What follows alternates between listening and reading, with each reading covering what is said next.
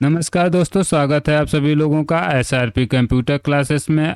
दोस्तों, basic computer का ये क्लास नंबर 6 है। दोस्तों, इस वीडियो के अंदर हम लोग बात करेंगे इंट्रोडक्शन ऑफ कंप्यूटर, कंप्यूटर के टर्म, कंप्यूटर के प्रमुख घटक, कंप्यूटर के प्रमुख घटक, क्लासिफिकेशन ऑफ कंप्यूटर, कंप्यूटर की विशेषताएं। अगर हिस्ट्री ऑफ कंप्यूटर, कंप्यूटर का इतिहास। आधुनिक कंप्यूटर को अस्तित्व में आए हुए मुश्किल से 50 वर्ष ही हुए हैं। इसके विकास का इतिहास बहुत पुराना है। कंप्यूटर का जो स्वरूप आज हम देख रहे हैं वह अचानक ही विकसित नहीं हुआ, बल्कि यहाँ हजारों वर्षों की वैज्ञानिक खोजों और विभिन्न प्रकार के आविष्कारों से संभव हुआ है। पहला हमारा कंप्यूटर था अबेसक। अबेसक का आविष्कार चीन में 16वीं शताब्दी में ली काई चीन के द्वारा किया गया। इसका प्रयोग जोड़, एडिशन और सब्ट्रैक्शन घटाना के लिए किया गया था। सबसे पहला जो कंप्यूटर हमारा बना था अबेसक, जो कि 16वीं शताब्दी में ली काई चीन के द्वारा बनाया गया था। इसमें एडिशन और सब्ट्रैक्शन, जोड़ और घटाना हम लोग कर सकते थे। दूसरा हमारा बना पास्कल कैलकुलेटर। पास्कल का गणना यंत्र। पास्कल कैलकुलेटर का आविष्कार फ्रांस में 1642 ईस्वी में बैसेल पास्कल के द्वारा किया गया। यह गणनाएं करने वाला पहला वास्तविक यंत्र था। इसका प्रयोग एडिशन, सब्ट्रैक्शन, मल्टीप्लिकेशन और डिवीजन के रूप में किया गया। पास्कल गणना यंत्र में क्या हुआ? एडिशन, सब्ट्रैक्शन, मल्टीप्लिकेशन, डिवीजन के लिए किया गया जाता था।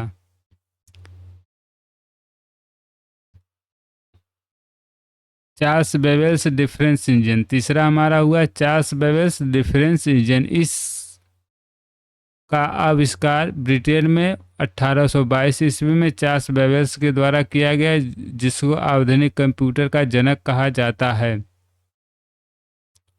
चार्ल्स बेबेज को आधुनिक कंप्यूटर का जनक कहा जाता है। इसके द्वारा विभिन्न बीजगणित फलनों का मान दशमलव के 20 स्थानों तक शुद्धता पूर्वक ज्ञात किया जा सकता था।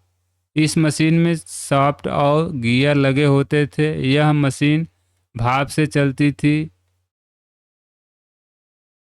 इस मशीन का उपयोग उन दिनों डाक, रेल, बीमा और व्यावसायिक क्षेत्रों में व्यापक रूप से किया जाता था। इसके बाद चौथा कंप्यूटर हमारा बना एनालिटिकल इंजन। डिफरेंस इंजन की सफलता से प्रेरित होकर चार्ल्स बेवेल्स ने एक ऐसे यंत्र की रूपरेखा तैयार की जिसे इनपुट, स्टोरेज, प्रोसेस और आउटपुट जैसे मुख्य 4 भागों में बांटा गया, जिसका प्रारूप आज के कंप्यूटर से काफ़ी हद तक मिलता है। इस मशीन की संरचना अपने आप में संपूर्ण थी। इसमें न केवल अंकगणित क्रियाओं को करने की क्षमता थी, बल्कि आउटपुट को स्टोर करने का विचार भी इसी मशीन में पहली बार प्रस्तुत किया गया। अगला कंप्यूटर हमारा बना टैबुलेटिंग मशीन। इसका आविष्कार 1880 में हरमन हेलोरिथ के द्वारा किया गया। इसमें इंफॉर्मेशन को पंचेज काट के स्टोर किया जाता था। 1896 में हेलोरिथ ने टेबुलेटर मशीन कंपनी की स्थापना की थी, जिसको 1924 में इंटरनेशनल बिजनेस मशीन IBM कर दिया गया। मार्क 1। इसका आविष्कार 1930 ईस्वी में हार्वर्ड आइकन के द्वारा किया गया। यह विश्व की पहली इलेक्ट्रोमैकेनिकल कैलकुलेटर मशीन थी। ENIAC, electronics numerical integrator and calculator. इसका आविष्कार 1946 ईस्वी में जे प्रेस्कल, एल्कॉर्ट एंड जॉन मर्की के द्वारा किया गया। यह विश्व का पहला इलेक्ट्रॉनिक कंप्यूटर था। ENIAC विश्व का पहला ये इलेक्ट्रॉनिक कंप्यूटर था। EDASAC electronics delay storage automatic calculator है। इसका आविष्कार 1949 ईस्वी में मैरिक विल्किंस के द्वारा किया गया था। Generation of computer. कंप्यूटर का विकास 16वीं शताब्दी से शुरू हुआ। वर्तमान कंप्यूटर में पिछले 50 वर्षों के दौरान तेजी से बदलाव आया है। जिस अवधि में हम कंप्यूटर का विकास हुआ उसे 5 चरणों में विभाजित किया गया है, जो कि प्रमुख तकनीकी विकास पर आधारित है, जो मूल रूप से कंप्यूटर के काम करने के तरीकों को बदल देता है। कंप्यूटर के इतिहास की यह यात्रा वैक्यूम ट्यूब के साथ 1940 में शुरू हुई थी और तब से चली आ रही है। वर्तमान में यह कृत्रिम बुद्धि आर्टिफिशियल इंटेलिजेंस का प्रयोग कर तरक्की कर रही है। विकास के परिणाम स्वरूप तेजी से छोटे सस्ते और अधिक शक्तिशाली कुशल कंप्यूटिंग का आविष्कार हो पाया था। कंप्यूटर को तकनीकी टेक्नोलॉजी के आधार पर 5 पीढ़ियों में बांटा गया है। First generation, second generation, third generation, fourth generation और fifth generation. First generation computer 1940 से 1956।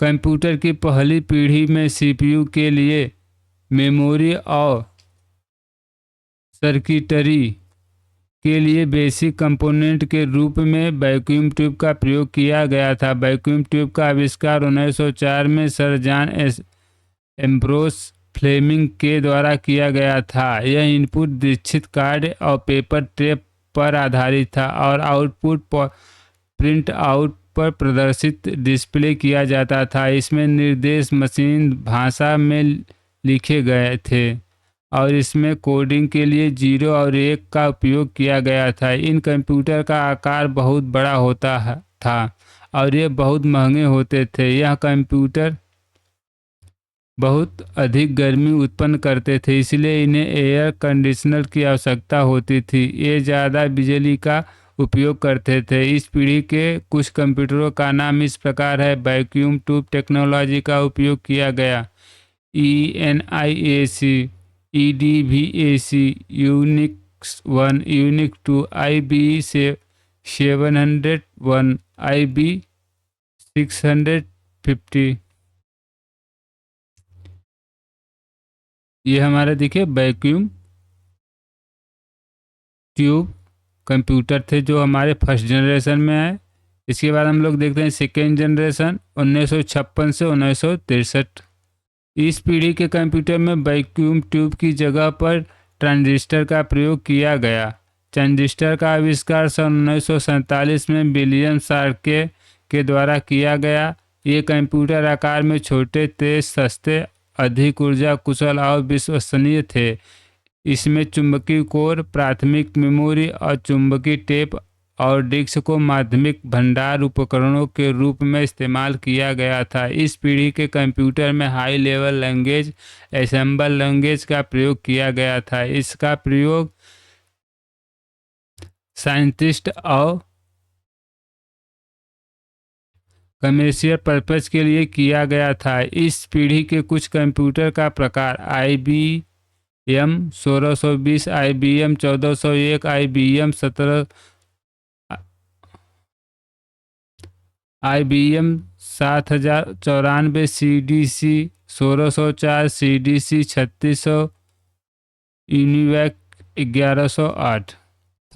थर्ड जनरेशन 1964 से 1971। इस पीढ़ी के कंप्यूटर में ट्रांजिस्टर की जगह इंटीग्रेटेड सर्किट IC का प्रयोग किया गया था। IC का आविष्कार जैक किल्वी ने 1959 ईस्वी में किया था। इसमें एक सिंगल IC में एक सिंगल सिलिकॉन चिप पर कई ट्रांजिस्टर, रजिस्टर और कैपेसिटर होते थे।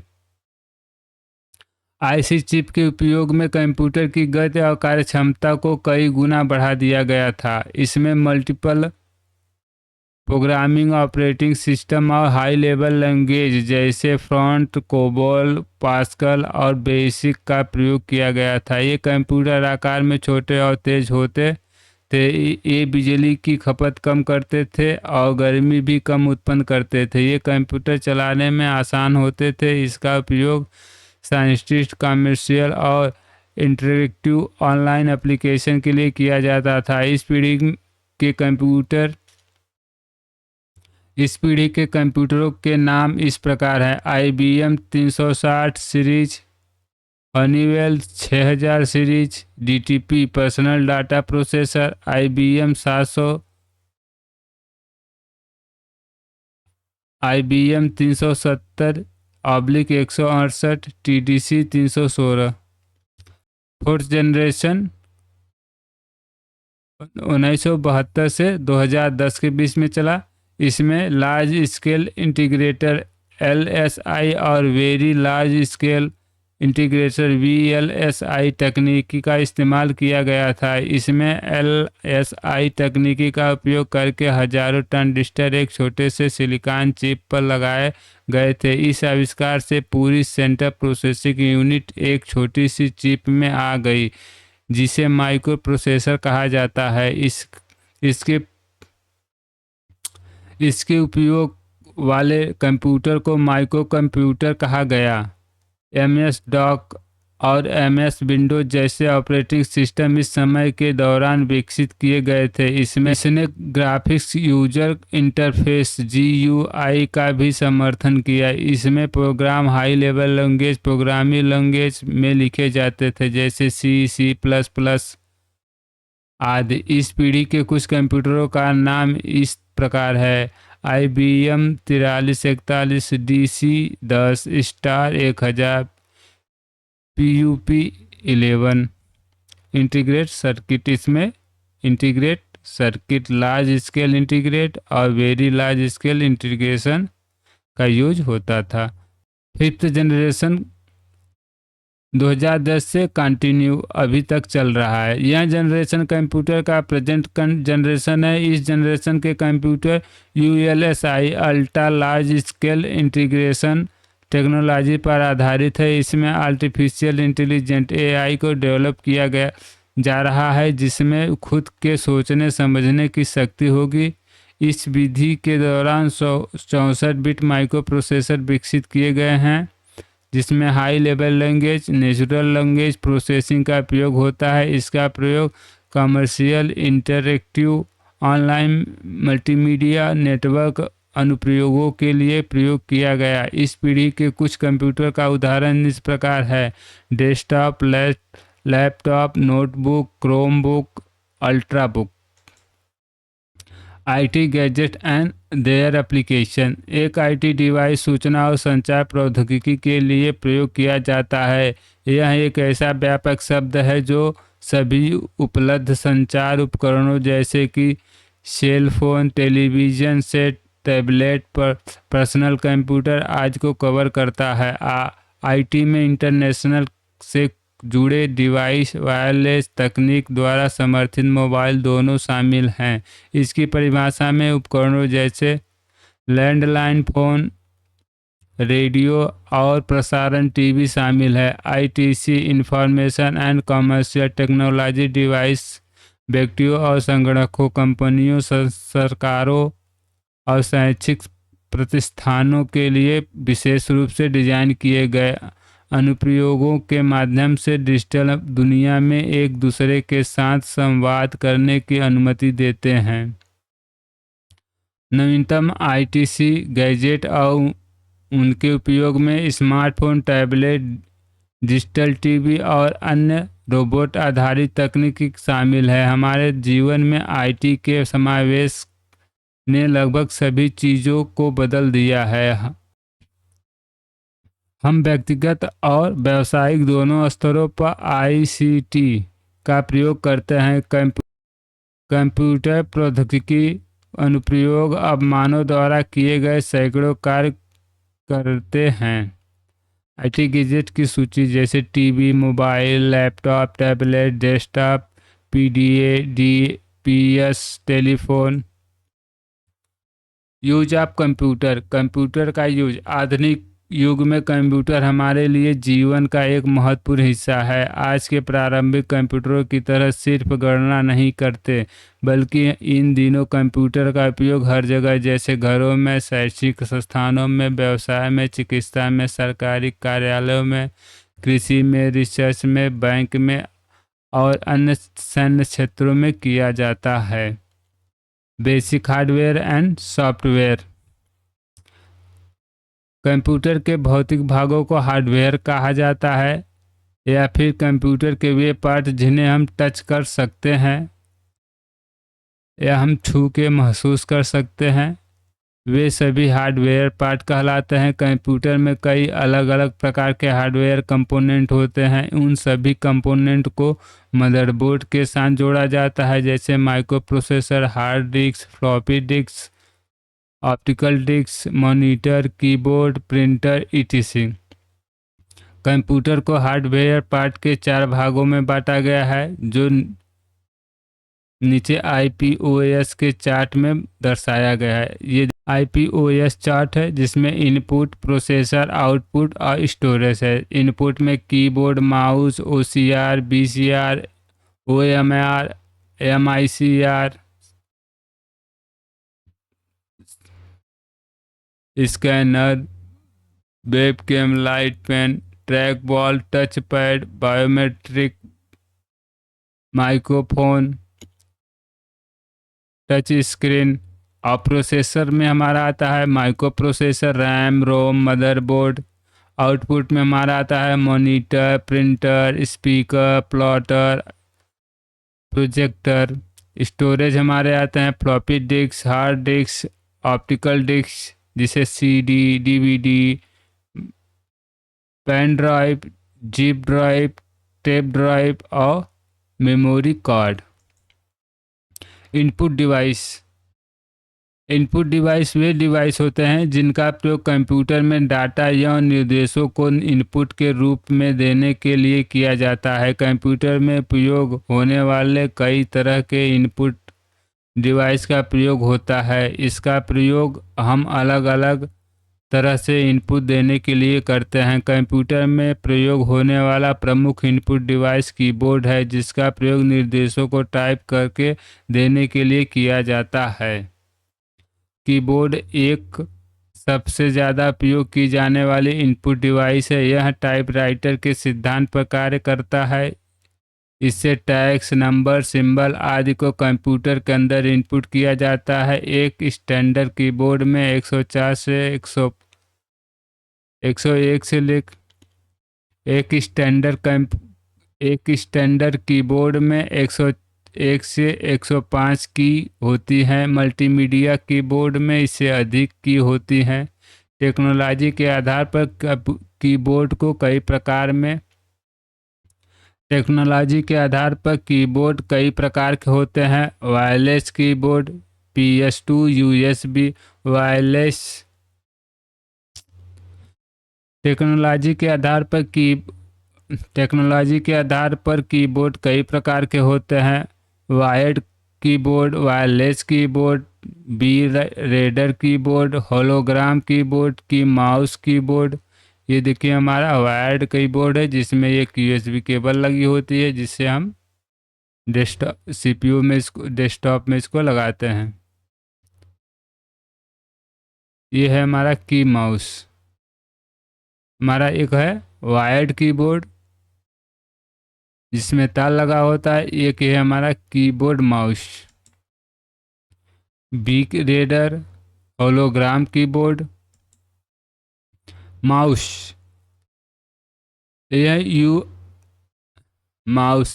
GUI इंटरफेस में सबसे ज़्यादा प्रयोग होने वाला पॉइंटर इनपुट डिवाइस है। इसमें कुल 3 बटन होते हैं, लेफ्ट, राइट और बीच में एक स्क्रॉल बटन होती है। टेक्नोलॉजी के आधार पर माउस कई प्रकार के होते हैं। Optical mouse, wired mouse, wireless mouse, touch pad, mechanical mouse. ये देखिए हमारा मैकेनिकल माउस है जिसके नीचे ऐसे गोला सा बटन लगा होता है। ये ऑप्टिकल माउस है जिसके नीचे लाइट जलती रहती है। ऑप्टिकल वायरलेस है। ये टच पैड है जो हमारे लैपटॉप में टच लगा रहता है, वो भी एक माउस की तरह कार्य करता है। स्कैनर एक इनपुट डिवाइस है। इसका प्रयोग हार्ड कॉपी छपे हुए पेज को सॉफ्ट कॉपी में बदलने के लिए किया जाता है। पेपर पर छपी हुई सूचना को स्कैनर कंप्यूटर में सीधे तौर पर इनपुट करता है। स्कैन किए हुए डाटा को सॉफ्टवेयर की मदद से एडिट भी किया स्कैन किए हुए डाटा को सॉफ्टवेयर की मदद से एडिट भी कर सकते हैं। OMR OMR का पूरा नाम ऑप्टिकल मार्क रीडर है। यह एक ऐसी डिवाइस है जो OMR शीट पर पेंसिल या पेन के चिन्ह की उपस्थिति को और अनुपस्थिति को जांचती है। यह मशीन केवल OMR शीट को जांचती है। आजकल इसका प्रयोग कॉम्पिटिटिव एग्जाम की आंसर बुक को चेक करने के लिए किया जाता है। इसका प्रयोग कम से कम समय में सही परिणाम आ जाते हैं। OCR का पूरा नाम है ऑप्टिकल कैरेक्टर रिकॉग्निशन। OCR एक ऐसी टेक्नोलॉजी है जिसके द्वारा हम विभिन्न डॉक्यूमेंट जैसे इमेज, PDF फाइल या हाथ से लिखे हुए डॉक्यूमेंट आदि को इस प्रकार के डाटा में बदल सकते हैं जो कंप्यूटर समझ सकता है। OCR के द्वारा हम किसी भी डॉक्यूमेंट को एडिट कर सकते हैं। MICR का पूरा नाम मैग्नेटिक इंक कैरेक्टर रिकग्निशन है। इसका प्रयोग बैंकों में अधिक संख्या में चेक जांचने के लिए किया जाता है। MICR टेक्नोलॉजी में चेक पर विशेष चुंबकीय स्याही द्वारा कैरेक्टर छापे जाते हैं। डबल रीडर चेक पर छपे कैरेक्टर को चुंबकीय कॉइल के संकेत से पढ़ता है और यह जांचता है कि चेक सही है या नहीं। चेक पर जो अक्षर छपे रहते हैं यह चुंबकीय स्याही से लिखे रहते हैं। लाइट पेन स्वहिज स्तंभ का प्रयोग कंप्यूटर स्क्रीन पर कोई चित्र या आकृति का निर्माण करने के लिए किया जाता है। यह भी एक पॉइंटर डिवाइस है। लाइट पेन में एक छोटे सेल होता है। जब हम लाइट पेन से कंप्यूटर स्क्रीन पर कोई चित्र बनाते हैं तो इसकी पल्स स्क्रीन से ट्रांसमिट होकर कंप्यूटर में सेव हो जाती है। लाइट पेन का प्रयोग मेनू ऑप्शन को चुनने में भी किया जा सकता है। आजकल इसका प्रयोग CAD के कार्यों में अधिक हो रहा है। जॉकी स्टिक इसका प्रयोग कंप्यूटर में गेम खेलने के लिए किया जाता है। जॉकी स्टिक के माध्यम से स्क्रीन पर उपस्थित आकृति को आसानी से मूव किया जा सकता है। यह बच्चों को कंप्यूटर सिखाने का आसान तरीका है जिससे गेम खेलना सुविधाजनक होता है। इसका प्रयोग रोवर को कंट्रोल करने के लिए भी किया जाता है। ट्रैक बॉल मैकेनिकल माउस की तरह दिखने वाला एक पॉइंटर इनपुट डिवाइस है जिसमें ऊपरी सतह पर एक रबड़ की बॉल लगी होती है जिसको घुमाने से माउस पॉइंटर को कंट्रोल किया जा सकता है। ट्रैक बॉल मैकेनिक माउस की तकनीकी के आधार पर कार्य करता है। स्क्रीन टच एक इनपुट डिवाइस है। स्क्रीन टच की सहायता से इनपुट देने के लिए उंगलियों का प्रयोग किया जाता है। उंगलियों के प्रयोग से स्क्रीन पर दिखने वाले ऑब्जेक्ट को चुना जा सकता है और इसकी सहायता से कंप्यूटर को निर्देश दिए जा सकते हैं। यह तकनीकी यूजर फ्रेंडली होती है और इसको चलाना आसान होता है। इसमें माउस का कार्य उंगली करती है और जिस उंगली को सेलेक्ट करना होता है उसे उंगली को टच करते हैं। आज के दिनों में अधिक मोबाइल और टच स्क्रीन का प्रयोग किया जाता है। डिजिटल टैबलेट या ग्राफिक टैबलेट। डिजिटल टैबलेट एक ड्राइंग सतह होती है। इसके साथ एक पेन या माउस होता है। इस टेबल पर पतले तारों का जाल होता है जिस पर पेन चलते ही संकेत कंप्यूटर में चले जाते हैं। इसके ऊपर एक स्कैनिंग हेड लगा रहता है जिसे पक करते हैं। इसका प्रयोग अक्षर को इच्छित ग्राफिक स्थिति में पाने के लिए किया जाता है। इसकी सहायता से ग्राफ का निर्माण भी किया जा सकता है। इसलिए इसे ग्राफ टेबल भी कहा जाता है। Barcode reader BCR। Barcode reader का उपयोग बारकोड को रीड करने के लिए किया जाता है। प्रोडक्ट के ऊपर छपे बारकोड में कई तरह के महत्वपूर्ण जानकारियां छिपी होती है, जिनको रीड करने के लिए बारकोड रीडर का उपयोग किया जाता है। मार्केट में उपलब्ध अधिकतर प्रोडक्ट में बारकोड दिया होता है, जिसमें कई महत्वपूर्ण जानकारियां होती है, जैसे उनका प्राइस, मैन्युफैक्चरिंग डेट आदि को पढ़ने के लिए इसका प्रयोग किया जाता है तथा बिलिंग काउंटर पर बिल तैयार करने के लिए उपयोग किया जाता है। Output device. कंप्यूटर में आउटपुट डिवाइस एक हार्डवेयर कंपोनेंट है जिसका प्रयोग कंप्यूटर में आउटपुट प्राप्त करने के लिए किया जाता है। कंप्यूटर के द्वारा कई अलग अलग तरह का आउटपुट जनरेट होता है, जिसको प्राप्त करने के लिए कई अलग अलग तरह के आउटपुट डिवाइस का प्रयोग किया जाता है, जैसे वीडियो, ऑडियो तथा टेक्स्ट को प्राप्त करने के लिए इससे संबंधित आउटपुट डिवाइस का प्रयोग होता है। मॉनिटर। मॉनिटर कंप्यूटर की एक इनपुट डिवाइस है जिसे विजुअल डिस्प्ले यूनिट के नाम से भी जाना जाता है। यह देखने में टीवी, LCD, LED की तरह होता है। एक मॉनिटर का कार्य यूजर द्वारा दिए गए इनपुट के परिमाण को सॉफ्ट कॉपी में प्रदर्शित करना होता है। CRT, LCD, LED, OLED, 3D, CRT, cathode ray tube. Cathode ray tube monitor यह तकनीकी सस्ती और रंगीन आउटपुट देने में सक्षम है। इसमें पिक्चर ट्यूब एलिमेंट होता है जो पुराने टीवी सेट की तरह होता है। यह टेक्नोलॉजी बंद हो चुकी है। Liquid crystal display LCD।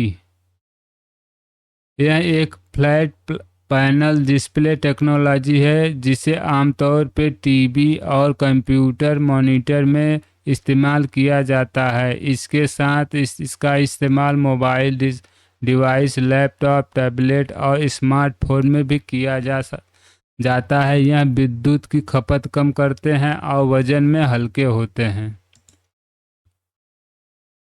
Light emitting diode. Light emitting diode LED एक सेमी कंडक्टर डिवाइस है जो विद्युत करंट मिलने पर स्पीड पास करता है और डिस्प्ले दिखाता है।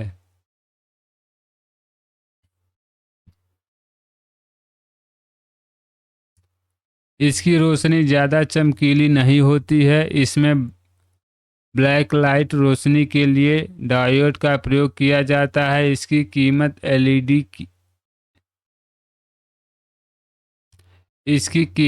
LCD से ज़्यादा होती है। साथ ही इन्हें LCD का ही एक नया वर्जन माना जाता है। आज की वीडियो के अंदर यहीं तक। आगे हम लोग कंप्यूटर की बेसिक जानकारी अगले वीडियो में देखेंगे। अगर वीडियो पसंद आया हो तो दोस्तों लाइक, शेयर, सब्सक्राइब जरूर करिएगा दोस्तों। जय हिंद दोस्तों। वीडियो देखने के लिए धन्यवाद दोस्तों।